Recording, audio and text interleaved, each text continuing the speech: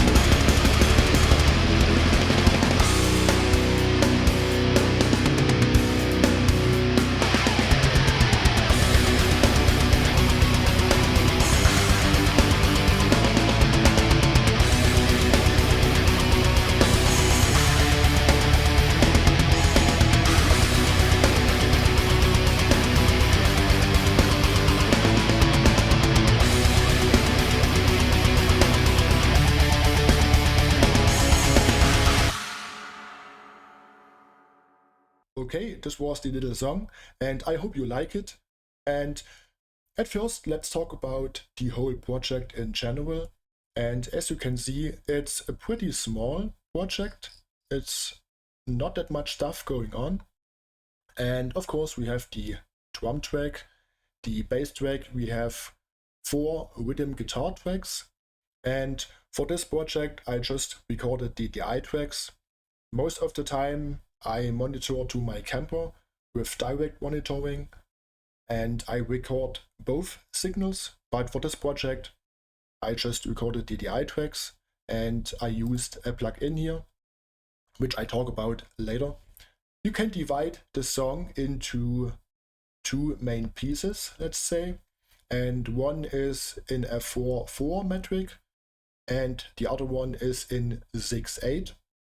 I also did a few little timing adjustments, so the whole song doesn't have the same tempo. So in this section we have 182, in this section we have 184, here we have 82 again, and on the 6/8 we have 122. And now let's talk about the drum plugin itself. And again, it's for Contact, and I used the big Casagrande kit. And we all know Eloy Casagrande is one of the best metal drummers out there, and he's a really hard-hitting drummer, and this works really well with this library. And I just used the default setting. The only thing I changed, I think, is I used the higher kicks here. And everything is pretty much the default setting.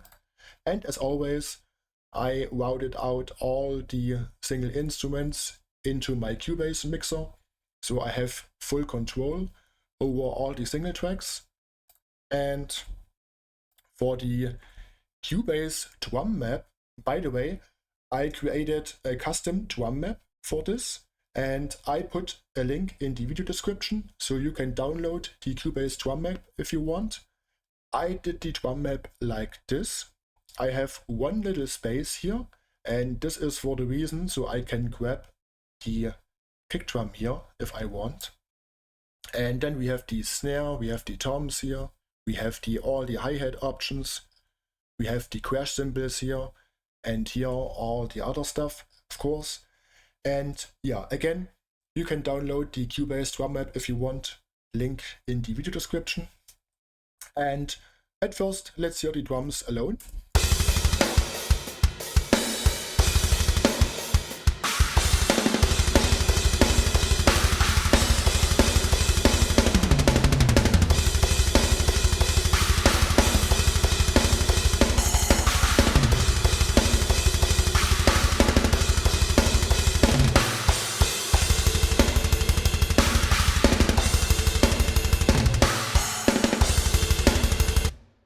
And as you can see, I used pretty high velocities. So let me show you this here. And this works really well with this library, as I said before, even with these drum fills here. Of course, I made some adjustments, so it sounds natural. And let me show you this. And I also used a little bit of the WAV quantize from Cubase here. So when I zoom in, you can see the hits are not always at the exact spot on the grid, which doesn't sound really good in my opinion most of the time. So especially for the fills, I always use a little bit of the WAV quantize in Cubase. And let's switch to the 6/8 section here. Where is it? Here. And it sounds a little bit different, of course. It's the other metric and another tempo.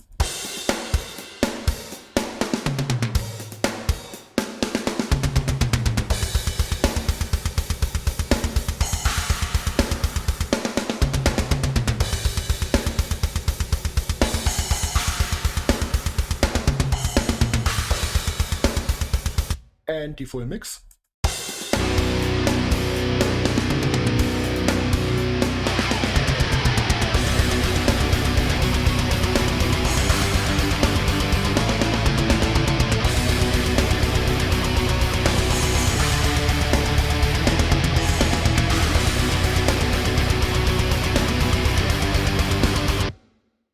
And now let's start with the processing, and of course let's focus on the drums first. And by the way, usually I render out all my drums when I finish the song for mixing, but for the sake of this video I just kept the MIDI tracks here so I can show you everything. And I have my mixer for all my group and effect tracks here, and here is my main mixer. And as you can see here, all the green tracks are my drum tracks, and you can see here for the inserts I did nothing for the single tracks, but I did some of the, or I used some of the pre-gain here. So I did a little bit of gain staging for myself, which doesn't mean that the gain staging from the plugin is off, it's not. But I have, let's say, a personal preference. So I want my meter around my fader button. It's a little, let's say, a little shortcut for me for gain staging. So when I see the meter jumps way above the fader button or is way at the bottom, then I know the gain staging is quite off. It's not always super important, but for me, I like it that way. So I make a few adjustments, mostly for the shells, for the snare, for the toms, and I think I raised the pre-gain for the overheads a little bit. So let's hear the drums alone.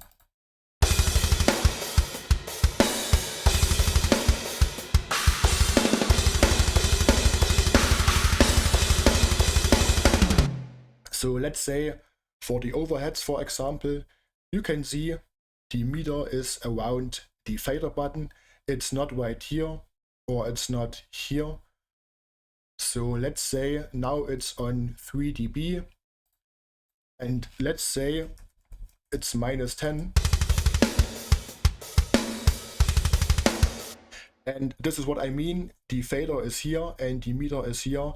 Then you know something is quite off with the gain staging. So let's switch back to 3.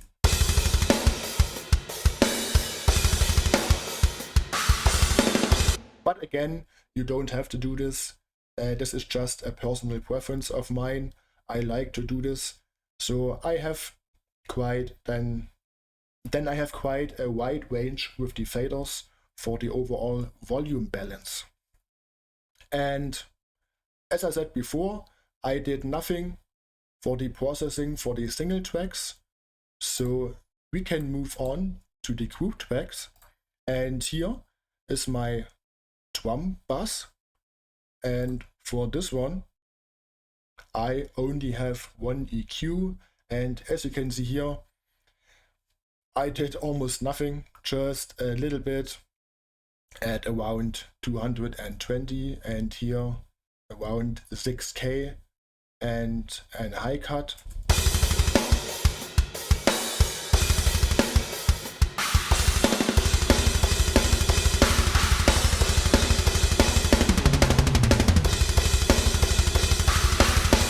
It's not a huge difference, just a few tiny adjustments. And that's it for the drum track or for the drum bass. And the next thing is the kick group track. And here I have one EQ. So let's solo the kick.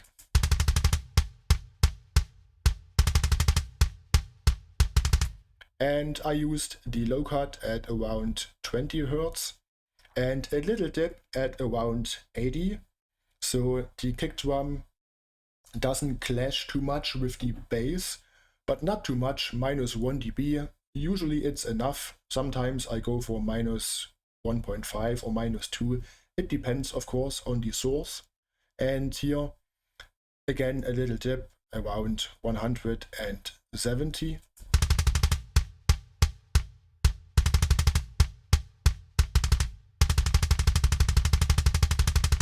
So the kick drum itself, the source, sounds quite huge, and with this setting I think it makes the kick drum a little bit tighter for this project.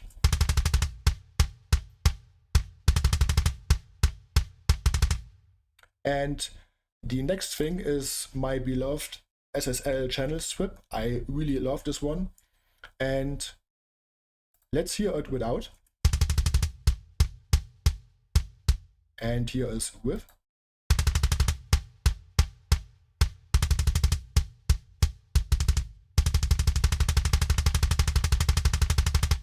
And I raised at around 1K.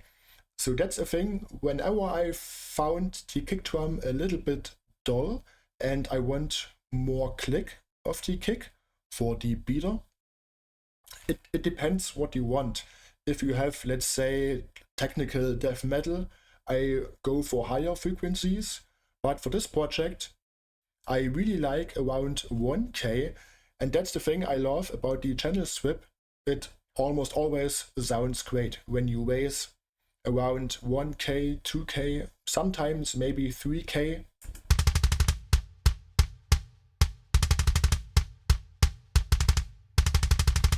So it sounds quite different when we raise this one here. It sounds really clicky. Of course, it depends. If you want that, then go for it. But for this project, I really wanted, let's say, a lower click sound. And I did nothing for the low end here, also nothing for the low mids, because it sounds great right out of the box for me. But just a little bit of the high frequency, and as I mentioned before, a pretty big raise of around 1K. And I also used a little bit of the compressor because I really like this compressor. But I used the mix setting at around 50% and just a little bit, because for me the compression is already enough from the plugin itself, so I just used a tiny little bit.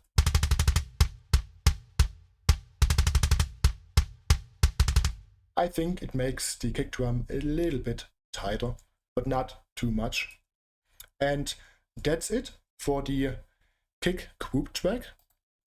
And by the way, for the routing, I routed the kick drum into my group track and also the kick sub, of course. But I don't route the kick sample into my kick bus.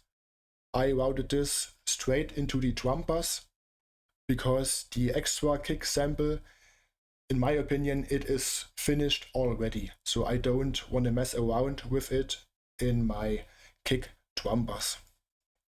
And let's move on to the snare. And the only thing I did here is the SSL channel strip again. And here I did some tiny adjustments, 1.4 dB for the high frequencies, 1.4 for the high mids, around 3.5K, and a little bit of 800, 1 dB here. And I did nothing for the low end. And again, a little bit of compression with a mix at around 50%. And the snare alone sounds like this. So let's deactivate the snare plate here. Now it sounds like this. And let me switch the plugin on and off so you can hear the difference.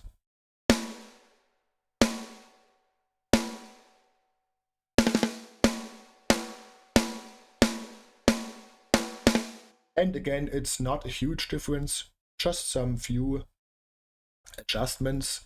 To be honest, for the snare, it's almost a no-brainer for me to put this channel strip on a snare bus and make some tiny adjustments, and it almost always sounds great. It cuts a little bit more to the mix, and again, this compressor is great.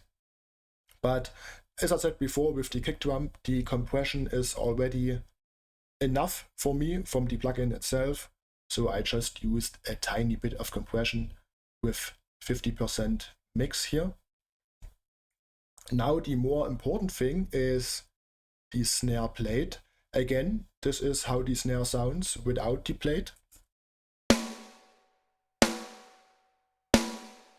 And here is with. It's a pretty huge difference in my opinion. And I used Valhalla Room for this, the golden plate. To be honest, this golden plate is my favorite for snare.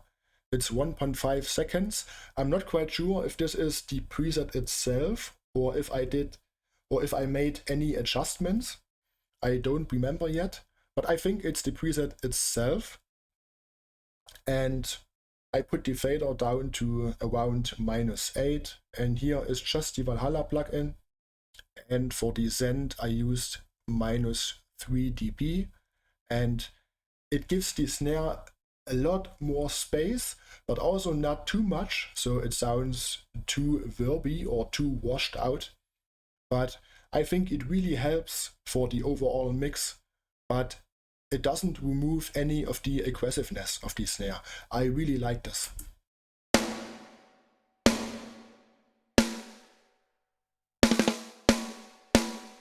And of course, sometimes you want to go for this really dry sound, but for me, for this project, I really want this golden plate. Even the name says it all.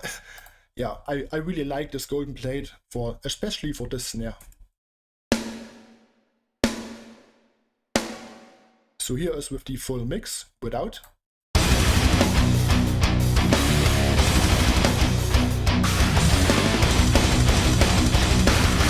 And now with.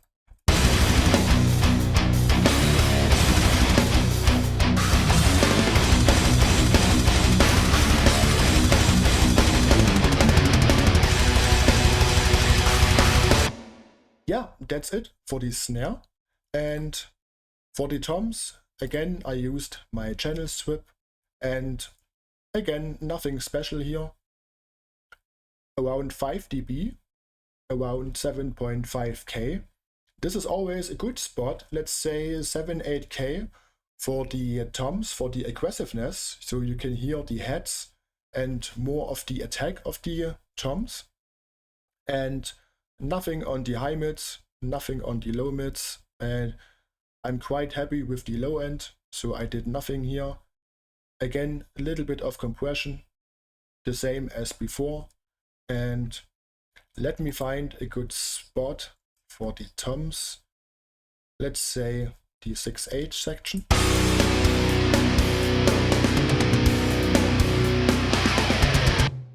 Let's use this one here.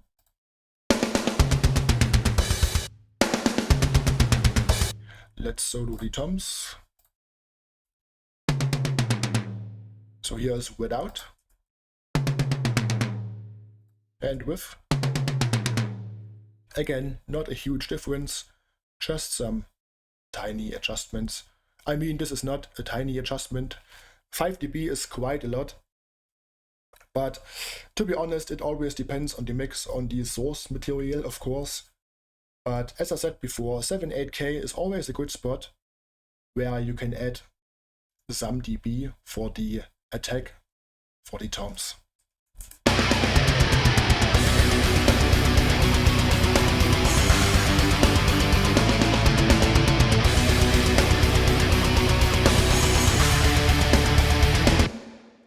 And again, for the toms, I think it's quite important to pay close attention to the velocities. And for this library, I went with pretty high velocities. As I said in the beginning, also for this one, here is around 115. And again, of course, some adjustments to make it sound natural. And here 112, around 90. And the same for this one here. Here it's pretty high. Here it's around 120, 115. And again, for this library, it sounds really good.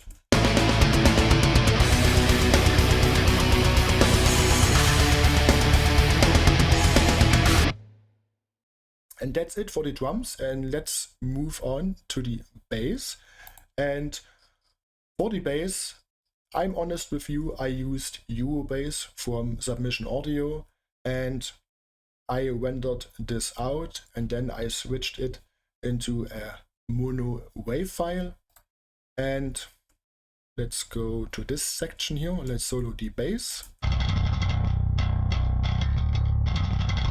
Or let's switch to the 6/8 section.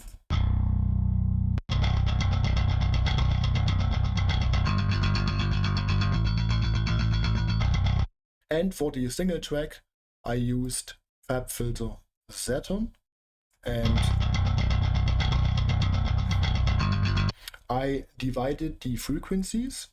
So for the low frequencies, I didn't use any drive at all. But for this frequency area, it's around 250 and 8K.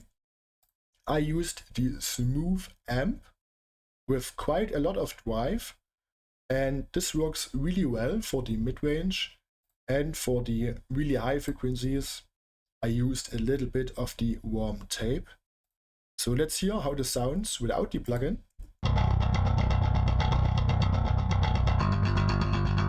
And here is with.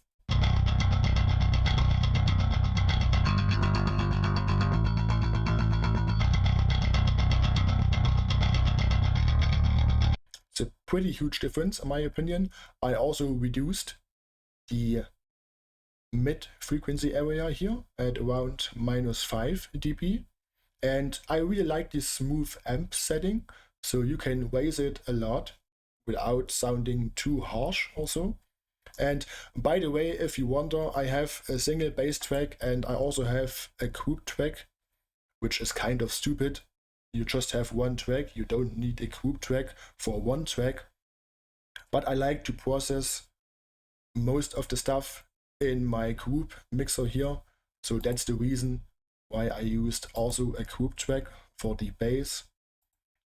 Because sometimes I go for 2 or 3 bass tracks, but in this case I just used one, and I used the FabFilter Saturn method to divide the frequencies, and I can process or let's say I can control the amount of drive for each frequency area. And let's have a look at the bass group track. Let's deactivate all this other stuff here.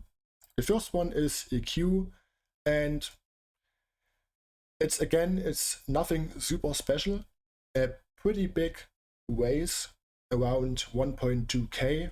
This is of course for the clankiness, for the, let's say, for the Dengel, as we say in German. And this is around 90 Hertz. So I want to separate the frequencies for the kick and the bass a little bit. The kick is more around 60, 65, and the bass is more around 80 and 90. And for this one, I go really low with the bass. So my high pass is at around 30 or 28 here in this case. Sometimes I go for 50 or even 60. It always depends how thick the kick drum is or how thick the bass is.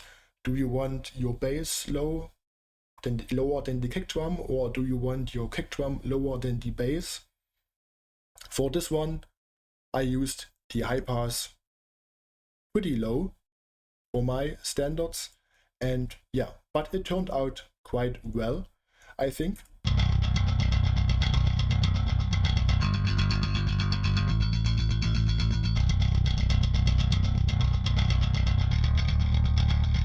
So let's hear the bass with the drums and with and without the EQ.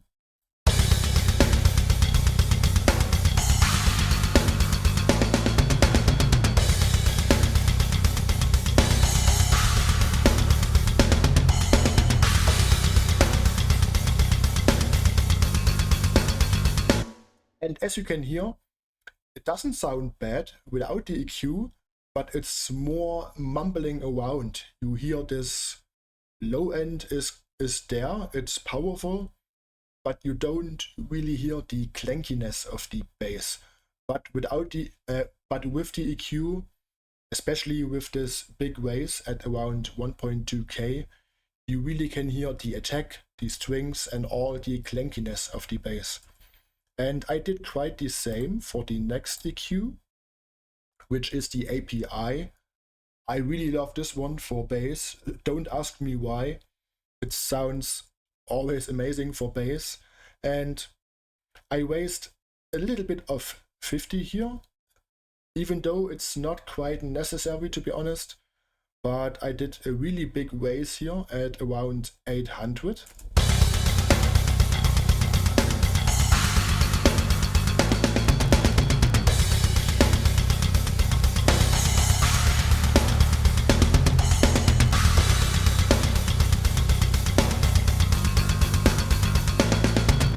And again, it doesn't sound bad without this plugin, but it even raises the clankiness a little bit more. It sounds more clanky, more aggressive with the strings, with the pick attack.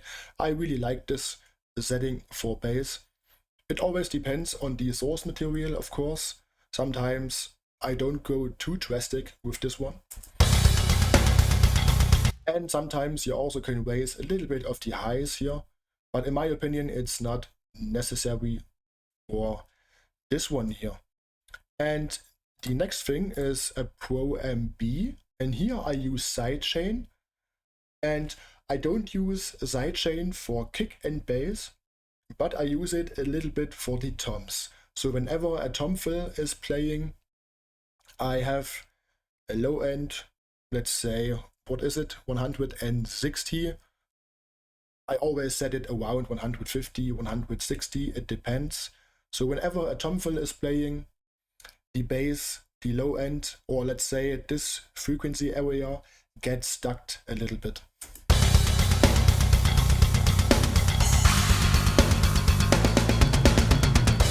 As you can see here, it's also not super necessary in my opinion, but I like this method because whenever the toms come in, there is a huge build-up of low end, but I really like the low end of the toms, especially with this library. So I really want to make sure that the low end is quite wide when the tom fills are playing. And because, of course, the toms are not playing all the time, so I use this method and I don't manually automate it, which I sometimes do. But for this little project, I use the Pro MB with the sidechain and it works quite well. So let's hear it with the full mix.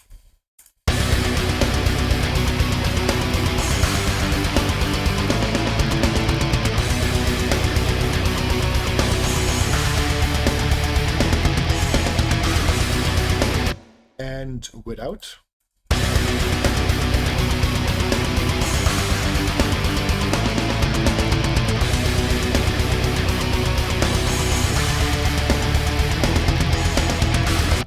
And in my opinion, with this setting, with the sidechain, the low end of the toms are cutting more to the whole mix. Because I really like this when the tom fill is hitting, especially for faster sections. But that's a different spot, because with faster toms you have faster transients, you don't have that much sustain. But for this 6/8 sections with the slower tempo, you really can hear the low end of the toms. And with this little sidechain method, I really can manage the bass and the low end of the toms. And the last thing for the bass is L1 limiter. And this is just for the peaks and reducing the dynamics, because the last thing you want from a bass is that is really jumpy. And so have a listen to let's have a look to the meter without the limiter. So as you can see here, it's quite jumpy. And now with the limiter.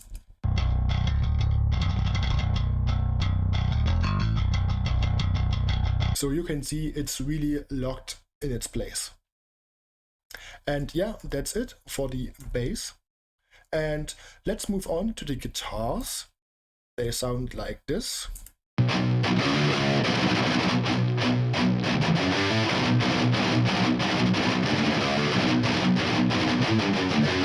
And let's begin with the single tracks here. I have 4 DI tracks, and let's talk about the first pair here, which sounds like this.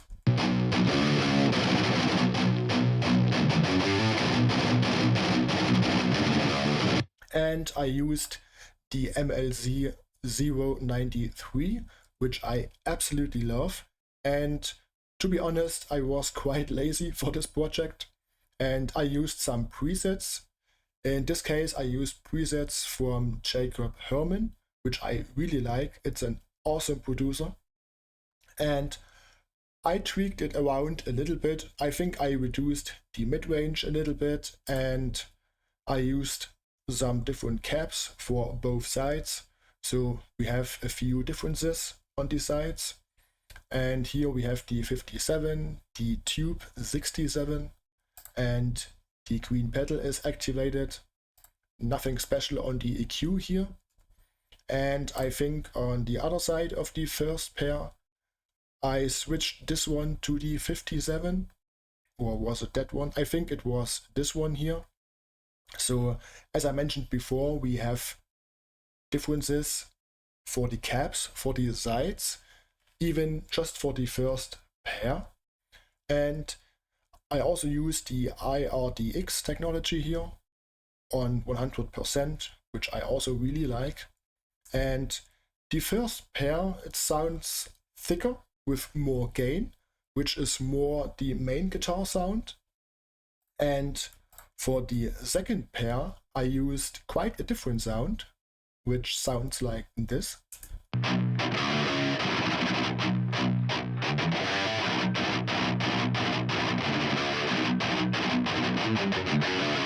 And as you can hear, it's mid-gain, it's almost a crunch sound, and it's way more narrow.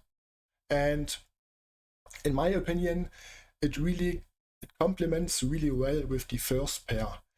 And that's the thing with quad tracking, you can decide, do you want your 4 tracks sound similar with heavier gain settings for all the 4 tracks, or do you want pair 1 sounds thicker for the main sound, and pair 2 you can create a different sound which complements with the first pair, which I did in this example here. So together all the guitars sound like this.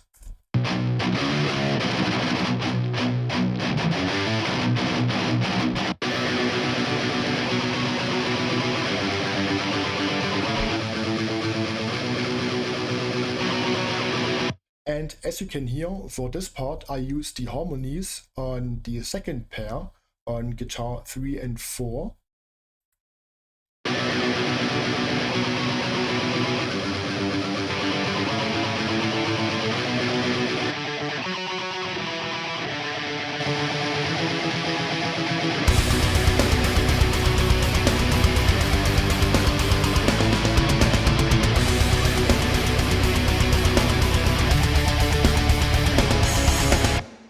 And in my opinion, it worked really well. It sounds amazing. And yeah, so that's a great method. So I do this quite often, to be honest. For pair 1, I use a thicker and a more gain-heavy sound, and for pair 2, I use a more narrow sound with mid-gain or almost a crunch sound. But of course, it depends on the widths, on the tempo, how complex is the whole arrangement, and so on. And let's move on to the processing. So for the panning, in this case, it's always 100% to the left and to the right. And for the processing, I used a few EQs here. And here we have a pretty big resonance peak at around 120. So let's hear this.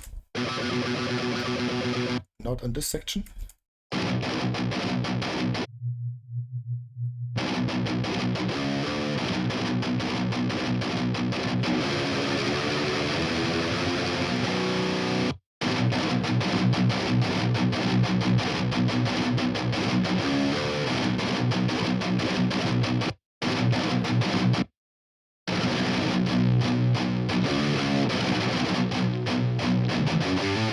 So I have to tame, especially this frequency, I have to tame it a lot.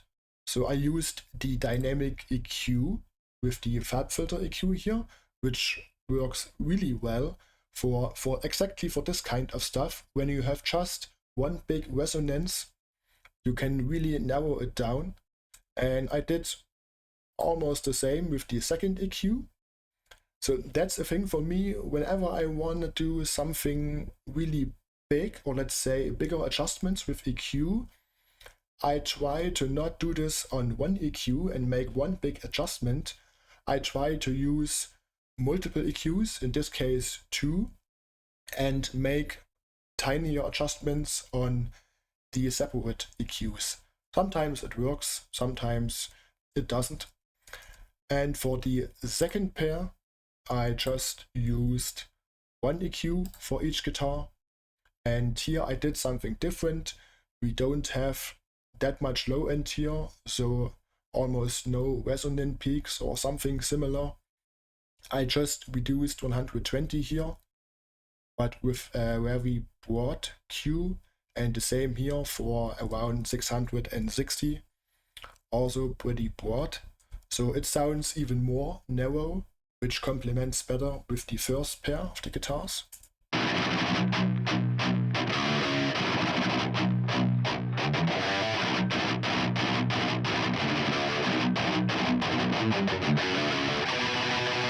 And again, all 4 guitars together sound like this.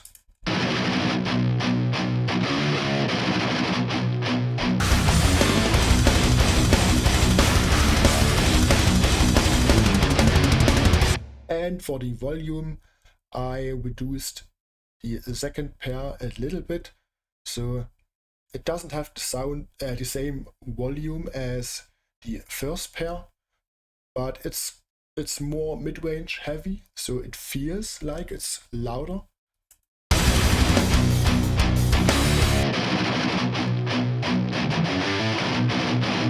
And you can see it on the meters here.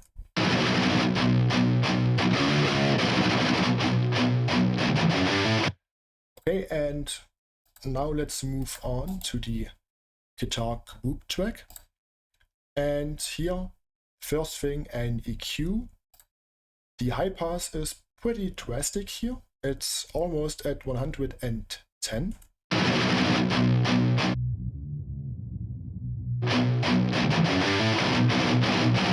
And the high cut at around 9K. And I used 12 dB per octave. And always try to experiment with the different slopes here. For the high cut, I always go for 12 dB per octave, sometimes 18, but sometimes also 6, because when you use a broader one, you shift the focus from the very high end more towards the aggressive high mids. And sometimes it sounds much better, sometimes it doesn't. It depends on the source, of course. So here I used 12 dB per octave, and then here some adjustments on the frequencies, which are a little bit annoying, around 400, some boxiness around 900, and the obvious, it's almost 4K here, 3.7K, and around 2.3K, and yeah.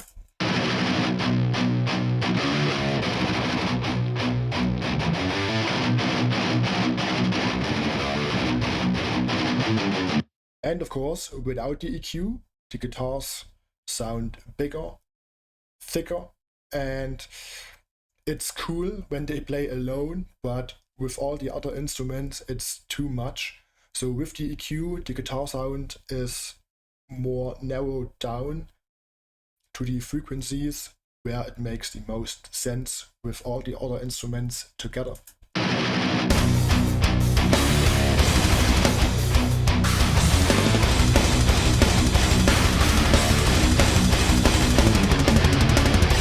And in my opinion, you really can hear that when I turn the EQ on, the focus shifts towards the overall mid-range.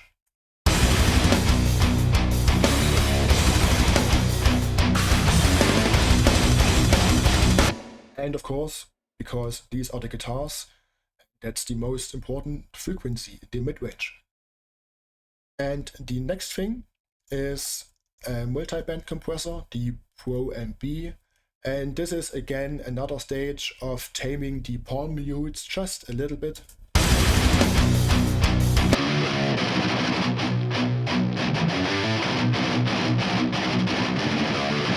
And as I mentioned before, it's not super huge difference, but another stage of taming the palm mutes.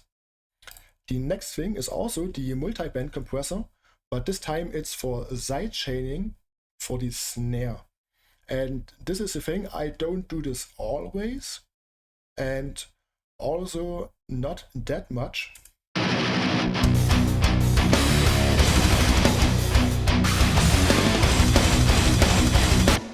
So I used two frequency areas here.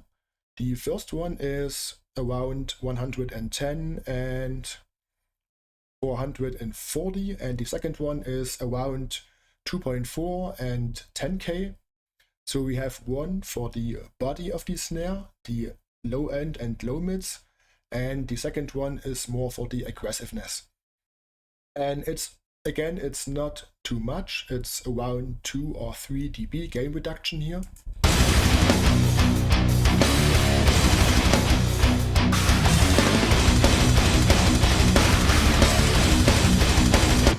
So let's hear it without.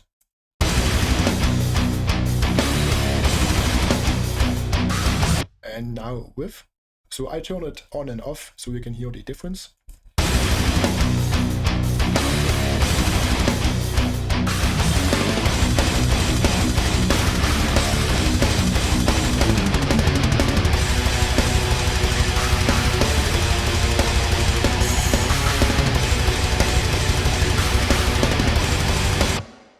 So in my opinion, it really helps the snare to cut even more through the mix, but be careful with this one, don't overdo this, because it can sound weird or too much for the snare, and when you have to do this a lot, or with a lot of gain reduction, then something else is wrong on your mix.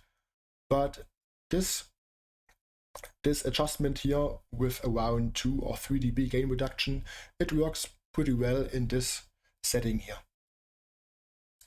And the last one is again an L1 limiter, and it's almost the same with the bass, but not that drastically, just to catch some peaks of the palm mutes.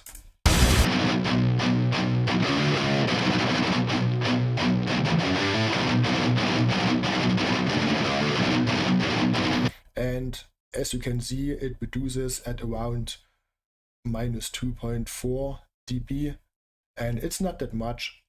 And as I mentioned in the beginning, we have no lead guitars here, I know, and no keys and other stuff. So we can switch to the Mixbus, and on the Mixbus, the first one is an EQ with a pretty big low shelf here, then a tiny little dip at around 2K, and a high shelf at around 17K. And again, not that much, some minor adjustments for the overall balance.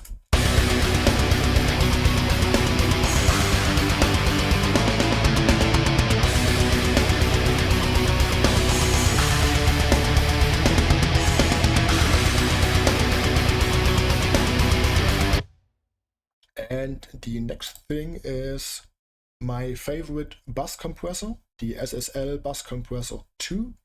And classic bus compressor settings, the slowest attack, the fastest release, a ratio of 2:1. I also used a sidechain frequency at 60 Hz. And yeah, again, and I try always to not go over 4 dB gain reduction for the bus compression.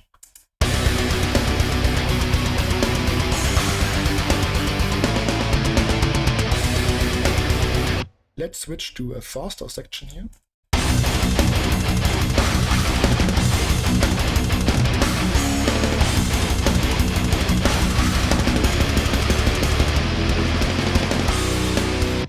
So in my opinion, it really helps to glue everything together, to make everything locked into its place, and the whole thing is not that chaotic with all this fast stuff going on.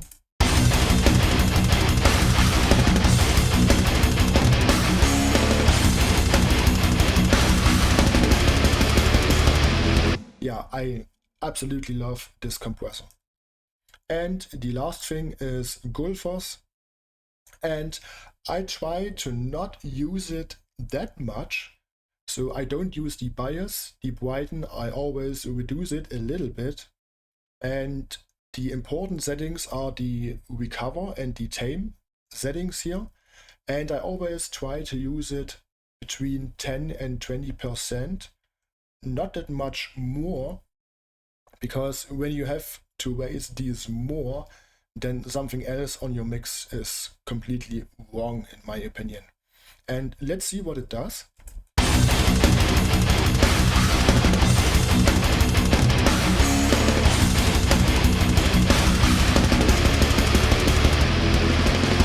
So as you can see, it doesn't do that much, just, what is it, 2 or 3 dB adjustment, and that's fine for me.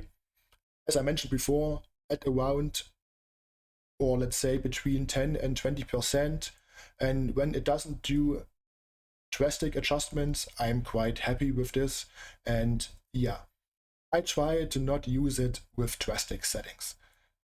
And that's it for the Mixbus, and on my stereo out I have just the limiter, which is Flatline 2 from Submission Audio, which I absolutely love. It's my favorite. I use it on every project. I used the hybrid setting here, ceiling minus 0.5, and I don't go too crazy with the volume here because this is just for YouTube. As we all know, YouTube is around minus 14 LUFS. So, and here I have around minus 12.